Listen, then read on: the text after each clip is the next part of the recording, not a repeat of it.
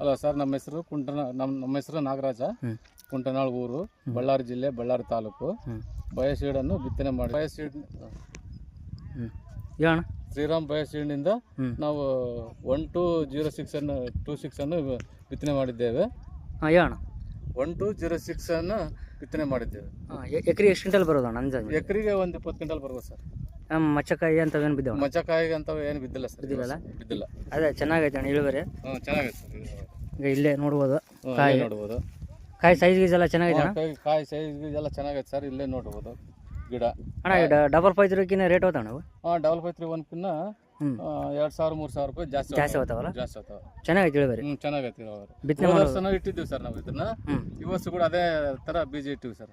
ಹೋದ ವರ್ಷ ಎಷ್ಟು ಬಂದಿತ್ತು? ಹೋದ ವರ್ಷ 24-25 ಬಂದಿತ್ತು ಸರ್. ಈಗ ಕ್ವಿಂಟಲ್ ಎಕರೆಗೆ 24-25 ಕ್ವಿಂಟಲ್ ಬಂದಿತ್ತು. ಚೆನ್ನಾಗಿತ್ತು. ರೇಟ್ ಇದ್ದಿಲ್ಲ. ಈ ವರ್ಷ ಏನೋ ರೇಟ್ ಉತ್ತಮ ಅಂತಾರ, ಹೆಂಗ ಗೊತ್ತಾಗೋದಿಲ್ಲ. ರೇಟ್ ಕೂಡ ಚೆನ್ನಾಗಿ ಹೋಗ್ತಾವಳು.